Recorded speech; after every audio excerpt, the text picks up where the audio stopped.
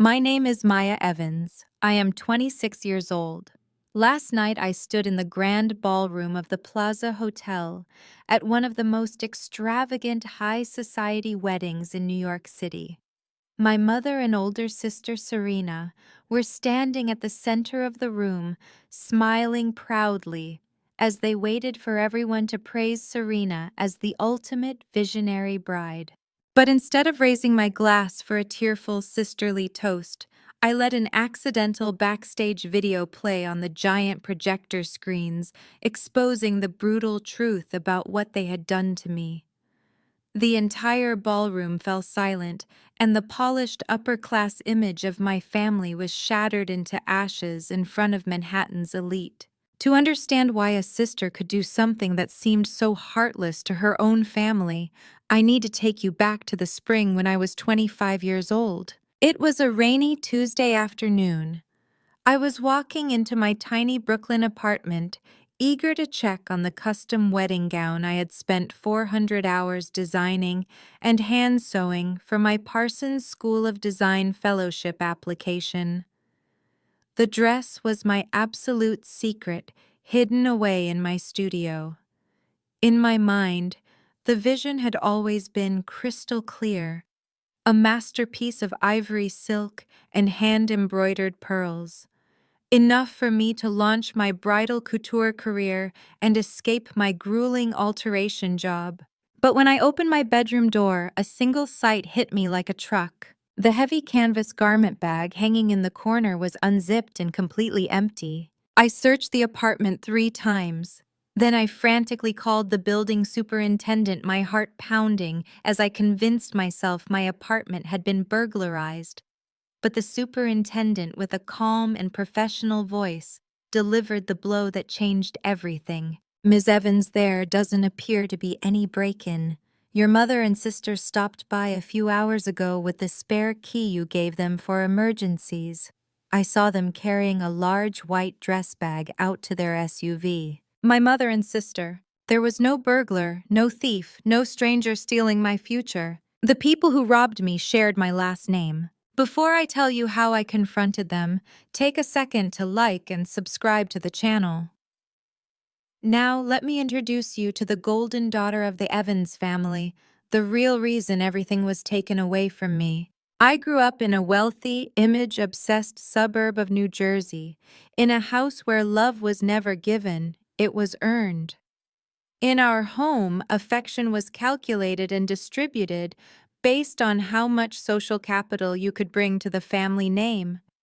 In the Evans household, my mother Valerie was the ultimate PR manager, and in her portfolio, my sister Serena was the star asset.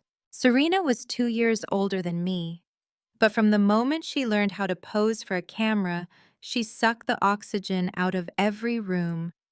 She was undeniably beautiful, tall blonde, with a natural charisma she used like a weapon. While other teenagers were busy finding themselves, Serena was busy finding her best angles. By 24, she had manifested herself into a full-time lifestyle influencer with over 3 million followers across social media. Her entire existence was a carefully curated, heavily filtered illusion. Her feed was an endless loop of designer unboxings, sponsored trips to Mykonos, and overpriced matcha in Soho.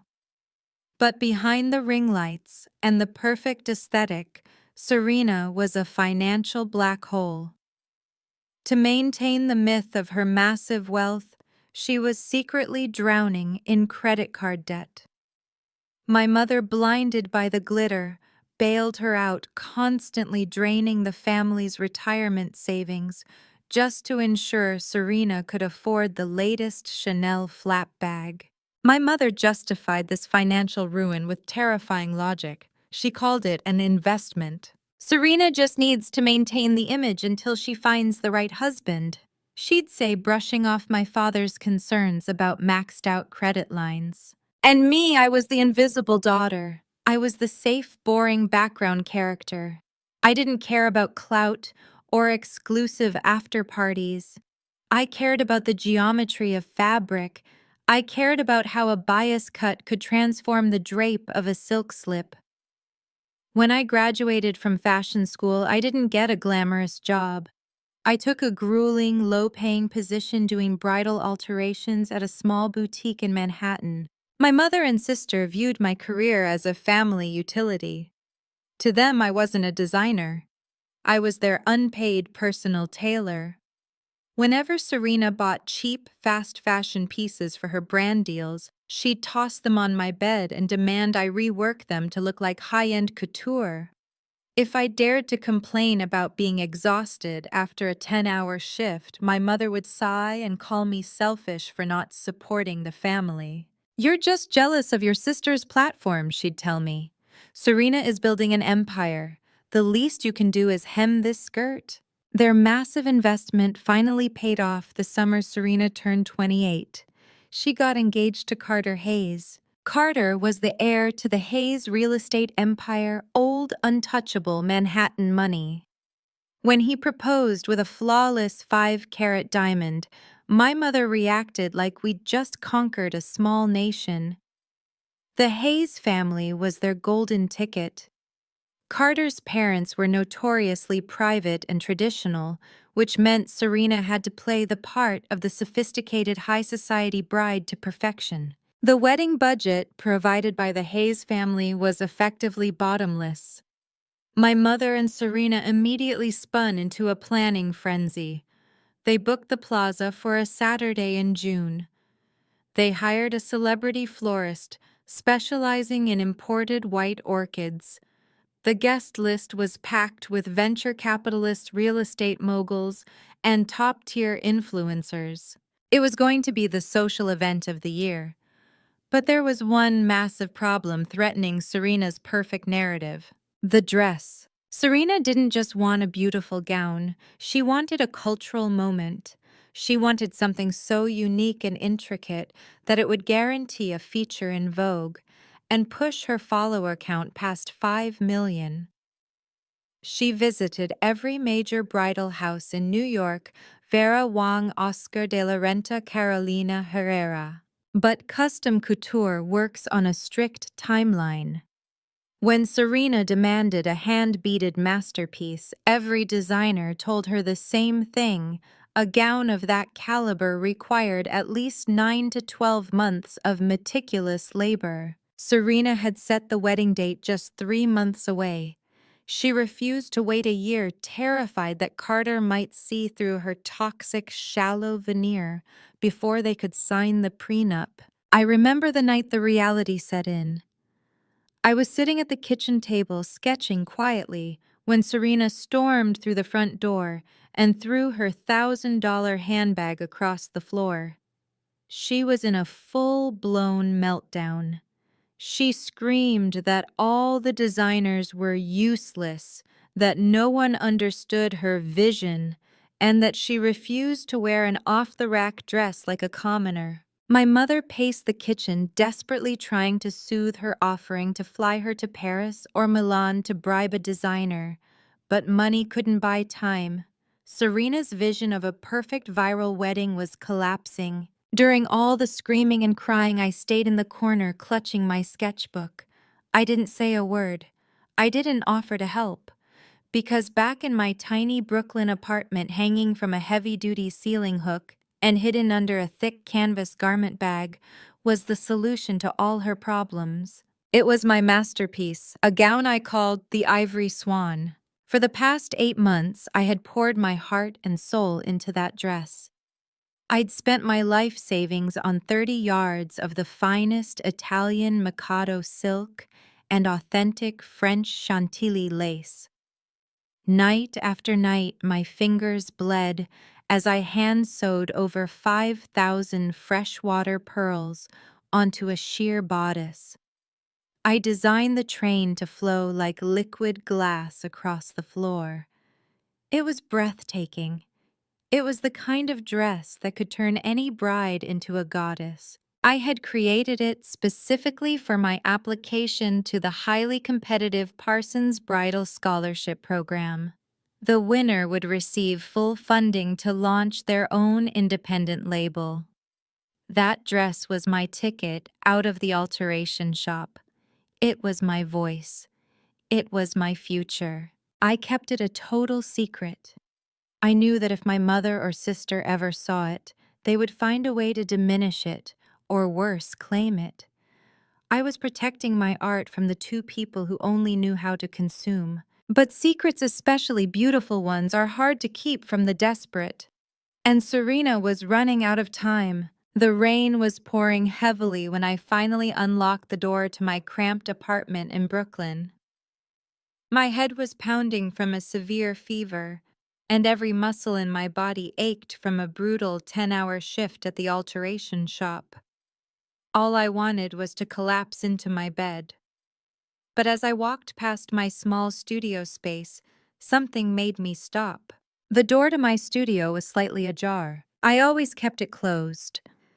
I pushed the door open, the hinges creaking softly in the quiet apartment.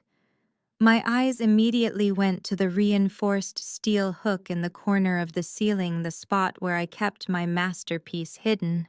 The heavy canvas garment bag was still hanging there, but the zipper was pulled all the way down, and the bag was completely empty. For a moment, my brain simply refused to process the image. I stood frozen, my heart slamming against my ribs like a trapped bird. I frantically tore through my small closet, pulling out boxes and throwing clothes onto the floor, convincing myself that I had moved it. But you do not accidentally misplace a massive cathedral train ball gown made of 30 yards of silk and thousands of pearls. Panic consumed me. I ran out to the hallway and pounded on the door of my building superintendent. When he finally answered, looking annoyed, I practically begged him to check the security cameras, screaming that my apartment had been robbed. The superintendent gave me a strange look. He told me there was no robbery. He said that my mother and my sister had stopped by 3 hours earlier. They had used the emergency spare key I had given my mother 2 years ago. He clearly remembered seeing them walk out to their luxury SUV, carrying a massive heavy white dress bag. My legs gave out. I sank onto the dirty hallway floor, struggling to breathe. They did not just take a dress. They took 450 hours of my life. They took my Parsons School of Design application. They took my only way out. I did not call the police. You cannot arrest your own family, or at least that is the lie we are taught to believe. Instead, I ignored my fever, walked back out into the freezing rain, and took the train straight to my parents' house in New Jersey. The train ride took exactly an hour and a half, and I spent every single minute of it oscillating between debilitating panic and a cold, crystalline rage. When I pushed open the heavy mahogany front door of my childhood home, I heard classical music playing in the living room. I walked down the hallway, my wet shoes squeaking against the polished hardwood floors. What I saw in the living room will be burned into my memory for the rest of my life. Serena was standing on a velvet ottoman in the center of the room, and she was wearing the ivory swan. It fit her almost perfectly because we shared the exact same measurements. The silk organza cascaded around her like liquid light. The hand-embroidered pearls gleamed against her skin. She looked like absolute royalty. And kneeling on the floor next to her, with a mouthful of sewing pins, was my mother carefully adjusting the hem. "What are you doing?" I demanded. My voice shook the walls. My mother gasped and dropped the pins. Serena slowly turned around, absolutely unapologetic. She ran her manicured hands over the delicate silk bodice of my dress, smiling a satisfied, predatory smile. "Oh, good you are here," Serena said casually, as if she had simply borrowed a sweater. "We actually need you to take in the waist about 1/2 inch. It is a little loose on the sides." "But honestly, Maya, this is stunning. I had no idea you could make something like this. It is exactly what I need for the plaza." "Take it off!" I whispered, my whole body trembling with rage. "Take it off right now! That is my dress. That is my Parsons application. My mother stood up and smoothed her cashmere sweater. She looked at me not with guilt, but with intense annoyance. Maya, please lower your voice, my mother said, using that calm, patronizing tone she always used to make me feel small. Serena is in a crisis. Her wedding is in 8 weeks. All the major designers turned her down. When I saw this sitting in your apartment doing absolutely nothing, I realized it was the perfect solution. We are keeping it in the family. Doing nothing. I screamed, tears finally breaking through. It took me almost a year to make every single pearl on that bodice was sewn by my hands. It is my portfolio piece for the fellowship. You broke into my home and stole my future. Serena rolled her eyes and stepped off the ottoman. Do not be so dramatic, Maya. You can just make another one. You sew things all the time. My wedding is the most important social event of this family's life. Carter's parents are flying in from Europe. Vogue magazine is sending an editor.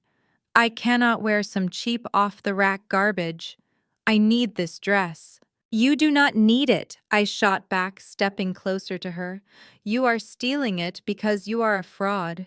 You have no talent, no vision, and no money of your own, so you have to steal from the sister you pretend does not exist. The sound of a loud slap echoed through the living room. My cheek burned with a blinding pain.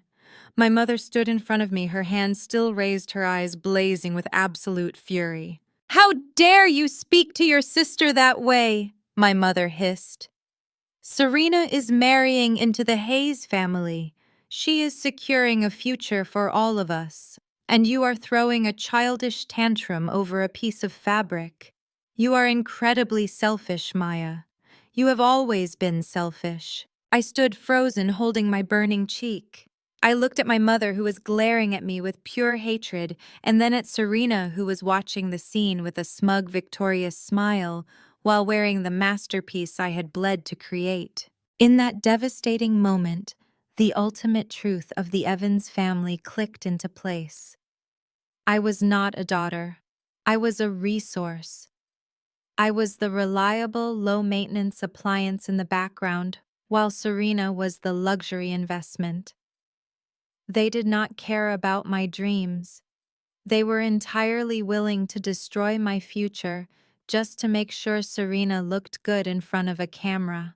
If you take this dress, I said, my voice shockingly quiet and steady, I will never speak to either of you again. I will not attend the wedding. I will walk away forever. My mother scoffed, completely unbothered by the threat. Fine, do not come, but the dress stays. Now get out of my house before I call security. I did not scream. I did not try to rip the dress off my sister's body. I just looked at the two of them, a united front of narcissism and entitlement, and realized I was completely alone in the world. I turned around and walked out the door back into the freezing rain. They thought they had won. They thought they had crushed me into submission. But they forgot one crucial detail. Every artist knows the secret flaws of their own masterpiece, and I knew exactly how to make that dress unravel. The train ride back to the city that night stretched on for what felt like a lifetime. When I stepped into my empty apartment, the chill from the autumn rain still clung to every thread of my clothes. My small studio, once a sanctuary of creativity, now looked like an abandoned crime scene. Spools of stray thread were scattered about. Scraps of gray silk lay sadly on the scratched hardwood floor. The bare mannequin stood entirely naked in the dark corner. I slumped into my familiar wooden chair, staring blankly at the heavy-duty steel ceiling hook, where my entire future and hope used to hang. A sense of utter powerlessness gnawed at my soul. My mother and sister thought they had stripped me of all my weapons. They thought that by stealing a tangible object, a dress made of silk and pearls, They had erased all traces of my existence, hijacked my blood and sweat, and slapped their own names on it. But they were people who only operated in a world of superficiality and glamorous photos. They didn't understand how a real designer works. To apply to a prestigious design school, the admissions board never just asks to see the final product. They demand proof of originality. They want to see the gestation of the artwork. I reached over and booted up my old laptop. The screen illuminated the dark room. Sitting right on the desktop was a folder weighing in at over 100 gigabytes. For 8 grueling months, I had mounted a high-definition camera in the corner of the room. That camera had recorded my entire journey of creating the gown. From the very first charcoal sketches on scrap paper, the moment I carefully cut into the expensive yardage of silk, to the countless sleepless nights. There were close-up time lapses of my bleeding hands, my fingers wrapped in bandages, meticulously hand-sewing each pearl onto the delicate sheer bodice at 3 in the morning. I had hundreds of hours of indisputable evidence, a treasure trove of the truth. While I was quietly watching the footage roll by, my phone buzzed on the desk.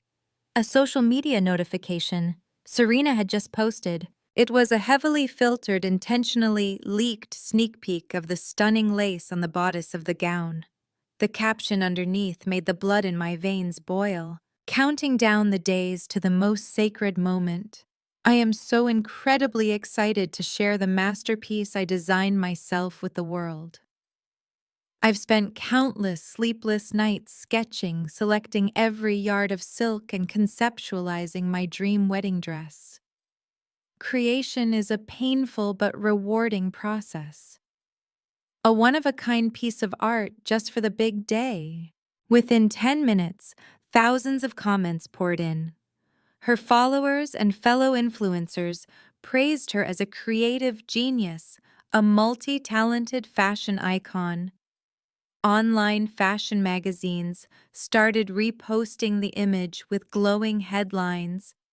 My sister was digging herself a massive grave, and she was using her own sweet lies as the shovel. The next morning, as pale sunlight filtered through the curtains, my phone rang again. It was my mother. She wasn't calling to apologize nor to ask if I was okay. She was calling to deliver a victor's ultimatum. Her voice came through the speaker, cold, composed, and calculating. "Listen, Maya. I hope you've calmed down from your thoughtless little tantrum yesterday. Serena is being very generous. She's willing to forgive your insolence. She wants you at the wedding. Actually, the family needs you there. The dress has an incredibly long train and complex architecture. None of those clumsy bridesmaids know how to lift it properly for the photos. We need a tailor who understands the garment structure to follow her around and assist throughout the reception. If you apologize and do a good job, I'll consider giving you a small allowance to put together another portfolio." She wanted to turn me into a maid at my own sister's wedding. She wanted me trailing behind, kneeling to fix every fold of the gown for Serena, watching firsthand as she shone radiantly and soaked up the praise for my life's work. It was the ultimate humiliation, a profound cruelty disguised as family duty. But the exact moment I heard those words, a cold, sharp bolt of clarity flashed through my mind. If I was absent, I would just be an invisible ghost, and they would play out their perfect theatrical performance for the world. But if I was there, I would have backstage access. I would be standing dead center at the event, surrounded by dozens of professional cameras, hundreds of flashes, and the most ruthless media elite of New York high society. I gripped the edge of the wooden desk, taking a deep breath to force my heart rate down. I swallowed my pride down to the pit of my stomach, compressing my rage into the deepest, darkest corner of my soul. "I'm sorry, Mom," I said, forcing my voice to sound weak, trembling, and utterly submissive. "You're right. I was being selfish and petty. I was just in shock that the dress was taken without warning. I'm truly sorry for ruining her mood. I'll come. I'll do whatever Serena needs to make her big day as perfect as possible." My mother gave a faint, scoffing laugh on the other end, the tone of a general who had just crushed a rebellion. "Good, Maya. You're finally thinking about the greater good. Make sure you wear a suitable dress, a muted gray or beige, and don't wear heavy makeup. I'll send you the detailed itinerary tonight. Do not be late." The call ended with a cold beep. I sat perfectly still in the dark, staring at my reflection in the black screen of my monitor. My eyes no longer held an ounce of fear or self-pity. There was only the dead calm of a frozen lake right before a blizzard. My plan had crystallized. Serena craved a viral internet-breaking event. She was starved for the world's attention on her dress and her fake, flawless life. I was going to give her exactly what she wanted, but that attention wouldn't come with admiration. I was going to turn her multi-million-dollar extravaganza into a showcase of the truth that no one in high society would ever forget. The trap was set, and the prey had unwittingly handed me the key to lock them inside. The morning of the wedding arrived with a suffocating wave of anxiety and fake smiles. I walked through the gilded doors of the Plaza Hotel at exactly 8 o'clock in the morning, carrying a small emergency sewing kit. I was wearing a cheap, shapeless beige dress, exactly as my mother had ordered. I looked like a ghost, completely invisible among the bustling army of florists, event coordinators, and catering staff. The bridal suite was located on the penthouse floor. When I pushed open the heavy oak door, the room was a chaotic storm of hairspray, expensive champagne, and frantic shouting. Serena was sitting in the center of the room in a white silk robe surrounded by 3 makeup artists. My mother was pacing nervously, yelling at a wedding planner about the shade of the white roses. "Ah, the seamstress is finally here," my mother said, not even bothering to look me in the eye. "Put your bag in the corner, Maya." Serena needs the bodice adjusted again. She lost 2 pounds from her juice cleanse this week, and the silk is bunching at the waist. I did not argue. I did not complain. I simply nodded, walked over to the corner, and knelt on the thick carpet. When Serena finally slipped into the ivory swan, the entire room gasped. It truly was a masterpiece. The heavy silk organza moved flawlessly, and the thousands of hand-sewn pearls shimmered under the chandelier. But looking at it now, draped over my sister's body, I felt absolutely nothing but cold determination. "Be careful with the pins," Serena snapped, glaring at me through the vanity mirror. "If you bleed on this fabric, I swear I will ruin your life." I have 2 million followers waiting for the first official bridal look, and everything has to be perfect. "I will be very careful," I replied softly, my voice completely devoid of emotion. As I worked on the hem, a young woman with a frantic expression rushed into the room holding a large tablet. She was Chloe, the newly hired social media manager for my sister. Her job was to document every second of the day and upload curated clips to TikTok and Instagram to maximize engagement. "Serena, we need the behind-the-scenes content now," Chloe said, tapping the screen rapidly. "The hashtag is already trending. My team needs to compile the pre-wedding teaser video before the ceremony begins. Do you have the clips of the dress design process? You promised you had exclusive footage of how the dress was made." Serena waved her hand dismissively. Yes, whatever. Just use the aesthetic mood boards I saved on the cloud drive. Throw a black and white filter on some sketches and add a trending audio track. Nobody actually cares about the sewing process, they just want to see the luxury aesthetic. I am too busy right now to dig through files. Chloe looked stressed, leaving her tablet on the side table near my sewing kit while she ran out to coordinate with the professional videography team. This was it. This was the moment the universe handed me the executioner's sword. While my mother and sister were distracted screaming at the hairstylist about a loose curl, I slowly reached into my apron pocket. My fingers wrapped around a small silver memory drive. I had spent the entire previous night carefully editing a specific video file. It was a perfectly cut 3-minute montage of my original footage. It showed my exhausted face, my bleeding fingers, the messy apartment, and the undeniable step-by-step creation of the dress.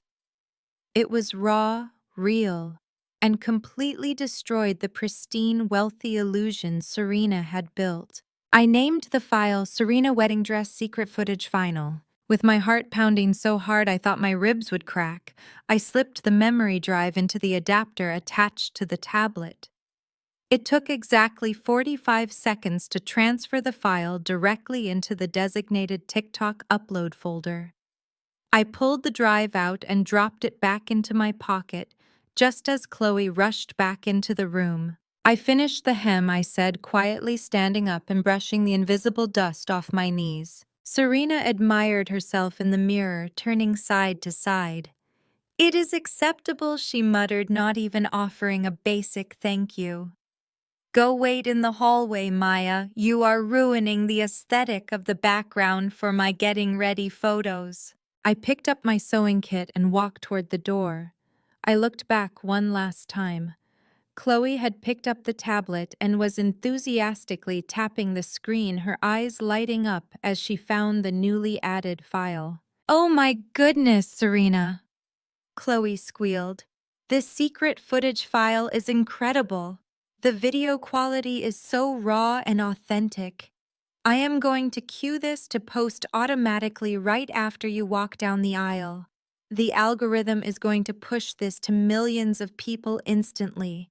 It is going to break the internet." "Perfect," Serena replied, not even looking away from her reflection. "Make sure it goes viral." I stepped out into the quiet carpeted hallway and let the heavy oak door click shut behind me.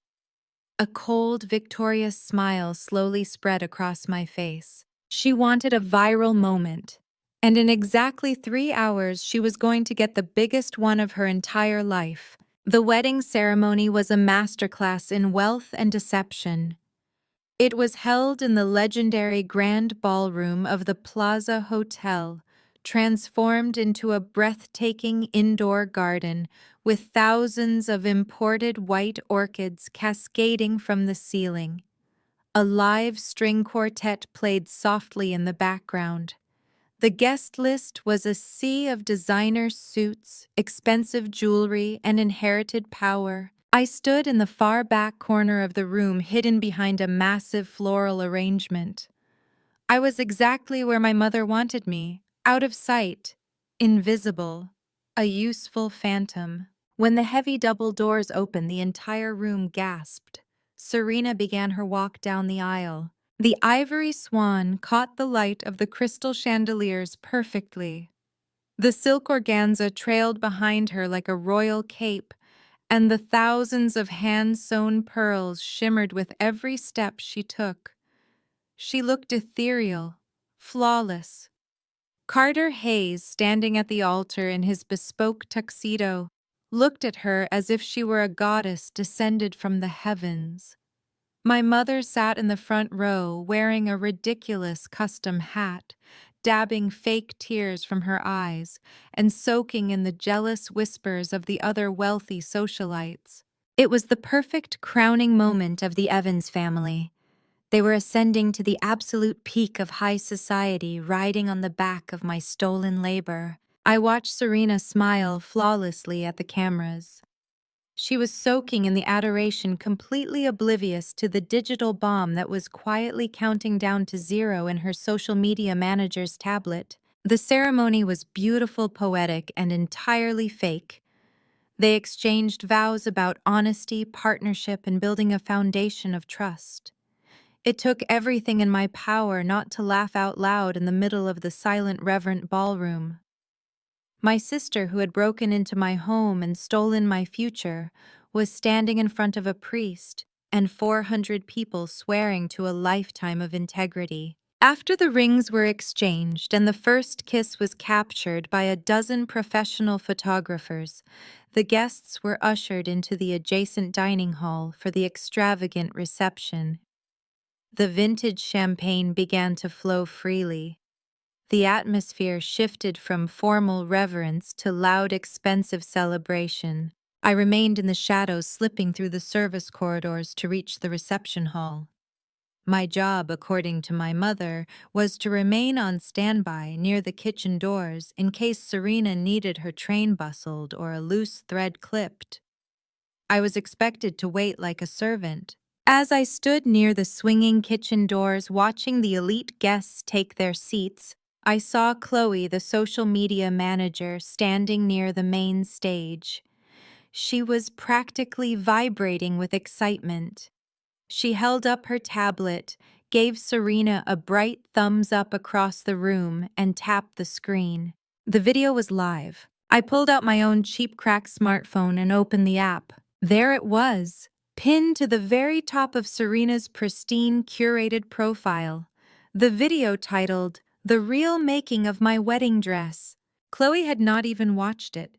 She had simply assumed it was a stylized aesthetic montage. She had no idea she had just uploaded a raw, unedited diary of my suffering. The video started not with a glamorous shot of Serena, but with a close-up of my exhausted, makeup-free face in my dark Brooklyn apartment. In the video, my voice was tired but full of hope as I spoke directly to the camera, explaining my vision for the Parsons School of Design Fellowship. The footage cut to me cutting the expensive silk. It showed my bleeding fingers sewing the pearls. It showed the dress hanging from the steel hook. And most importantly, it showed the digital timestamps proving beyond any doubt that I had created the dress months before Serena even claimed it. The algorithm, fueled by Serena's massive follower count and the trending wedding hashtag, grabbed the video immediately. It did not just walk into the internet, it exploded. In the first 10 minutes, while the guests were eating their first course of truffle risotto, the video hit 50,000 views, then 100,000, then 500,000. I leaned against the cold wall of the service corridor, watching the numbers climb. The comments started pouring in like an avalanche. At first they were confused, then the confusion turned into shock, and then the shock mutated into absolute merciless outrage. Millions of strangers were watching my sister claim credit for my bleeding hands.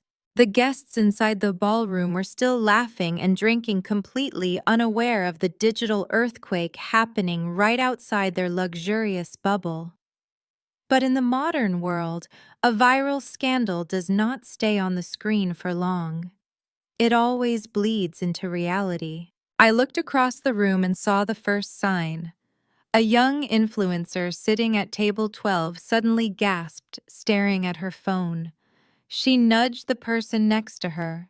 Within seconds, a ripple of whispers began to spread across the dining hall. The ticking clock had finally struck zero. The execution had begun. The sound of a single cell phone notification in a crowded room is completely normal. But the sound of 400 cell phones chiming, buzzing, and ringing at the exact same time sounds like a swarm of digital locusts descending upon a silent field.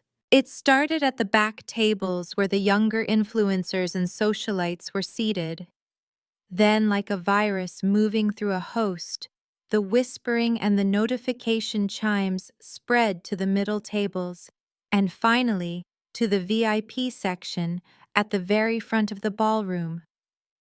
In high society, checking your phone during a formal wedding reception is considered extremely rude.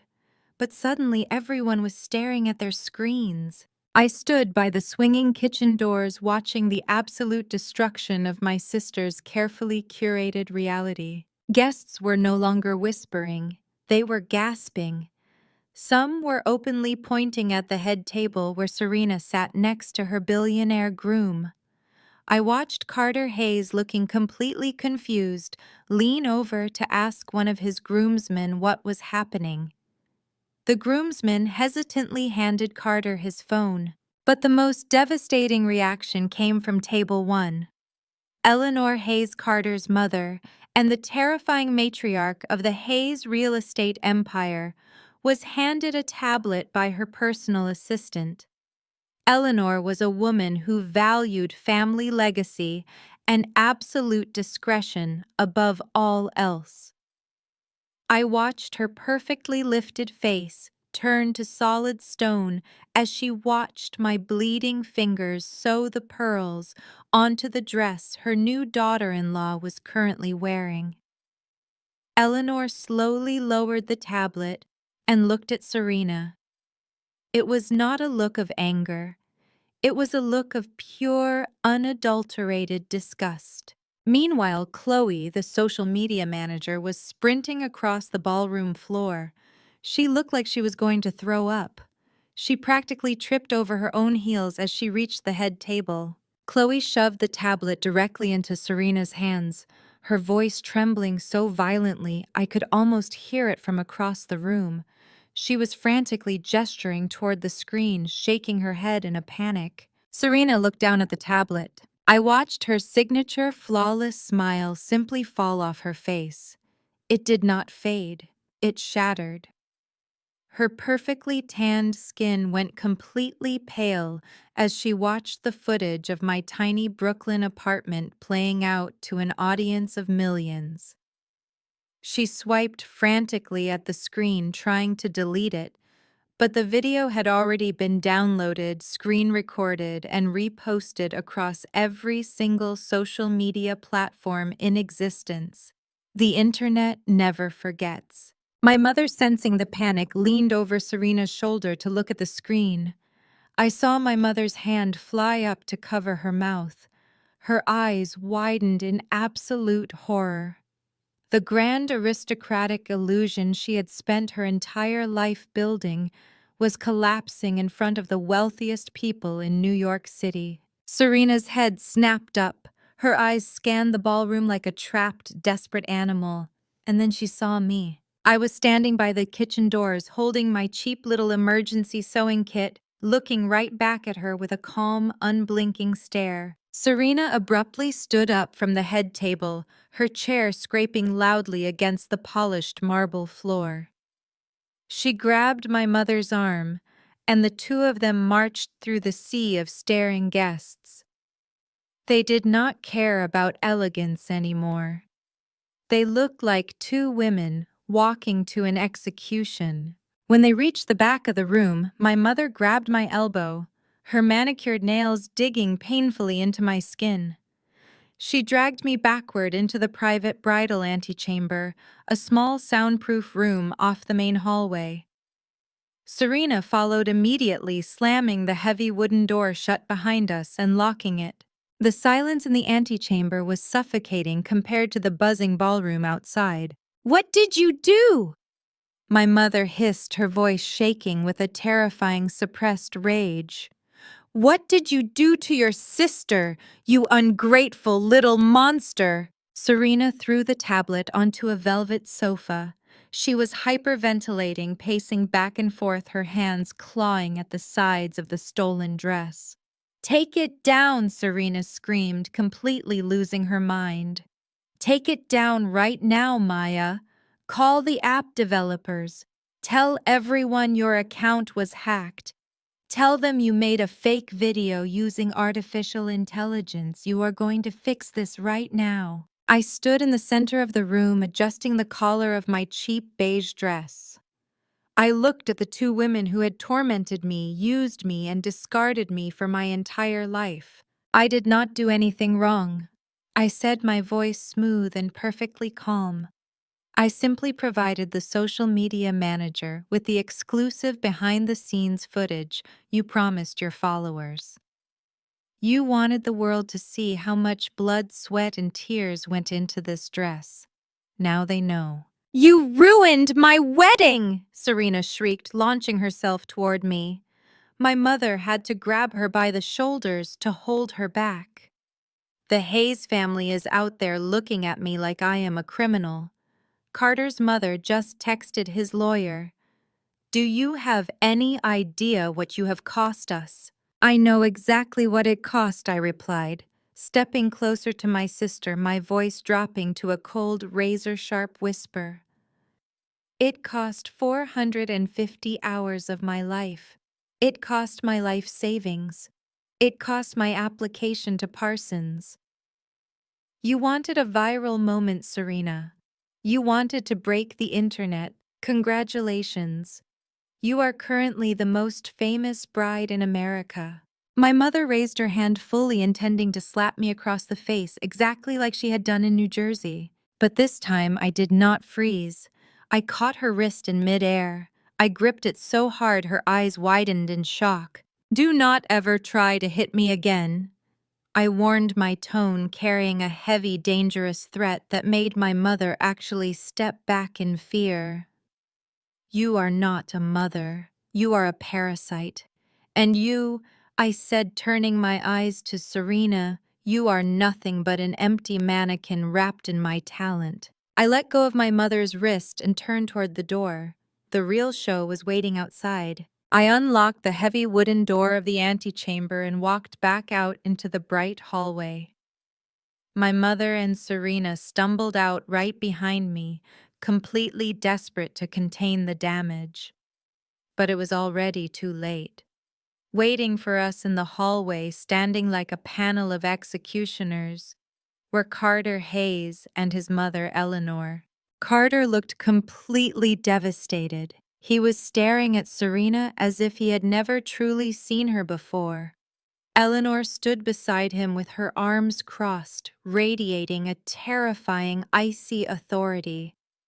Behind them stood two large men in dark suits, likely the family private security. Serena immediately launched into her performance.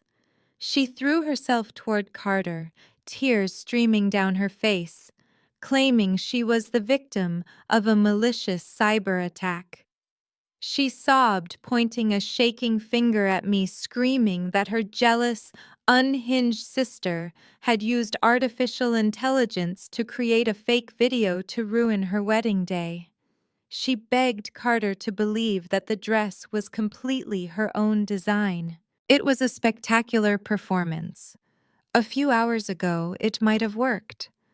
But the Hayes family did not build a billion-dollar empire by being gullible. Eleanor Hayes held up her hand, instantly silencing my sister's hysterical sobbing. "Save your tears," Serena Eleanor said, her voice dripping with absolute contempt. "My team just spent the last 10 minutes doing a thorough background check on your sister's digital footprint. They verified the metadata on the video. The creation dates, the location tags, the original file sizes. Everything is authentic. You broke into her apartment, stole her work, and paraded it around my guests as your own." Serena froze. The fake tears stopped instantly. "You are a fraud."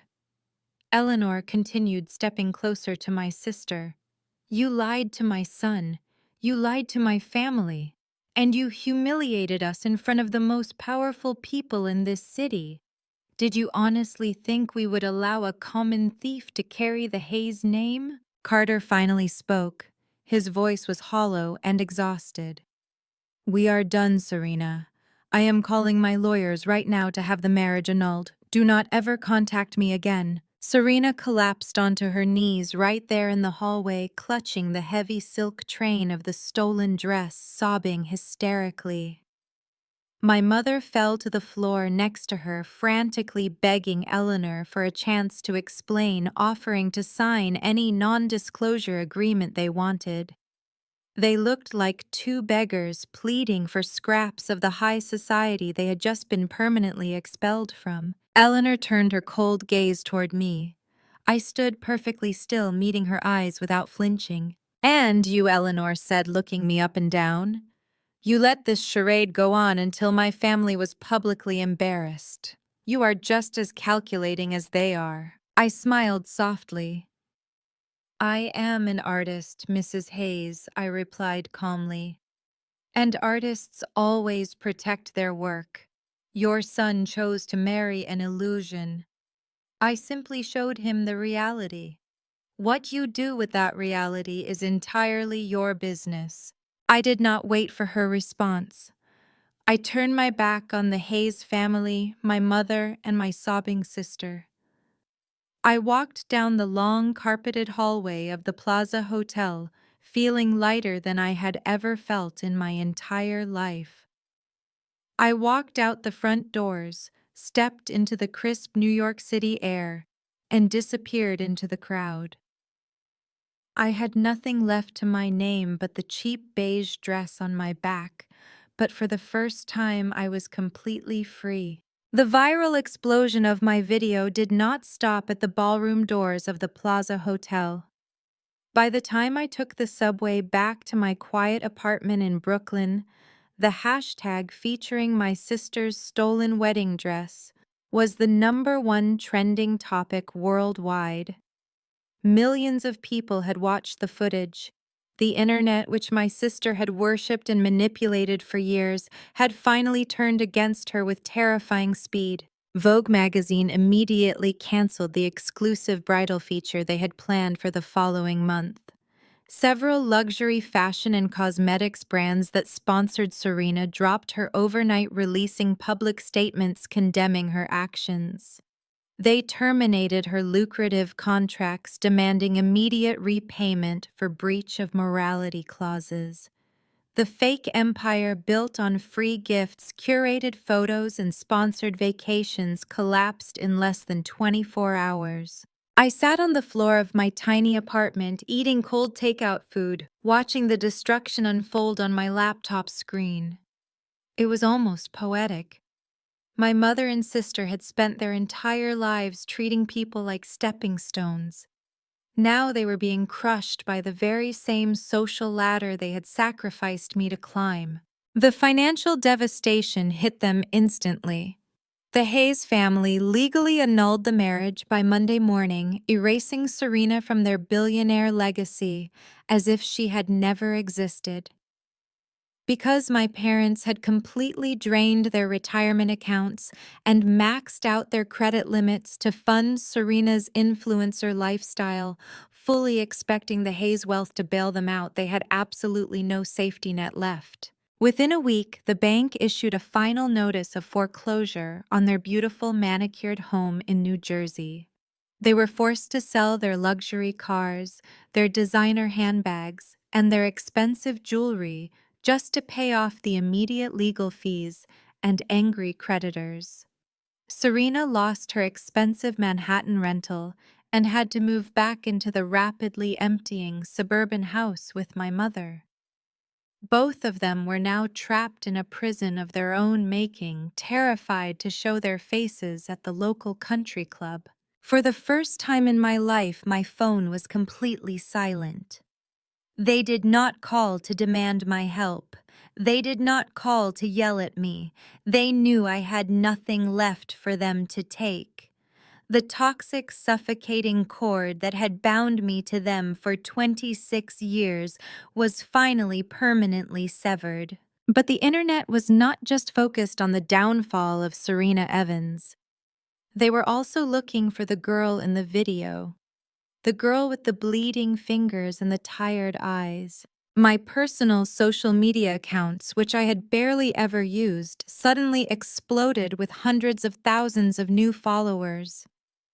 They were not looking for makeup tutorials or luxury travel vlogs. They wanted to see my art. They wanted to see the construction of the dress. Fashion commentators and independent designers began breaking down my video frame by frame, praising the complex geometry of my patterns and the flawless execution of the beadwork. On Wednesday morning, while I was drinking a cup of cheap instant coffee, I received an email that made my heart stop completely. It was from the admissions director at the Parsons School of Design. The email was short, professional, and entirely life-changing. It stated that while the admissions committee usually required a formal application submitted through their standard portal, they had seen the viral video of my structural techniques and hand embroidery. They were incredibly impressed by the mastery of the silk organza and the highly original design of the pearl bodice. They wanted to invite me to their campus for a formal interview the following week, bypassing the preliminary portfolio review completely. Furthermore, an anonymous donor who had followed the story online had offered to fully fund my fellowship if I was accepted. I read the email 5 times to make sure I was not hallucinating. I pressed my hands against my face and wept. I had lost the physical dress, but the digital proof of my talent had achieved exactly what I had hoped for. The ivory swan had burned to ashes, but it had taken my abusers down with it. And from those beautiful glowing ashes, my true career was finally beginning. 3 years have passed since the night I walked out of the Plaza Hotel. My life today looks nothing like the quiet, suffocating existence I endured in my cramped Brooklyn apartment.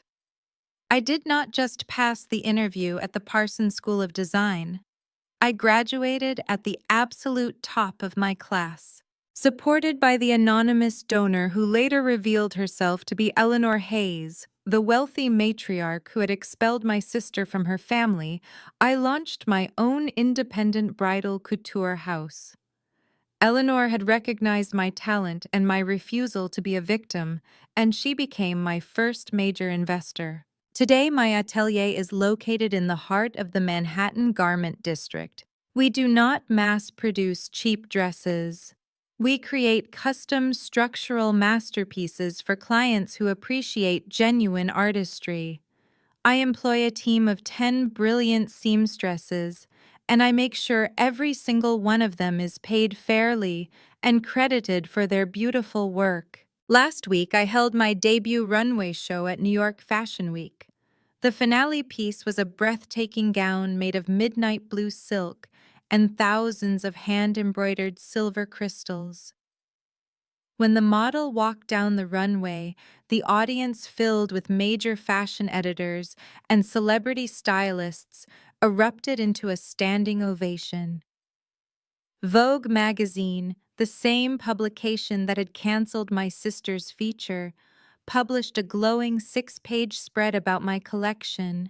They called me the most authentic and exciting new voice in modern bridal couture. And naturally, copies of that magazine found their way to a small, rundown apartment complex in New Jersey. That is where my mother and Serena live now.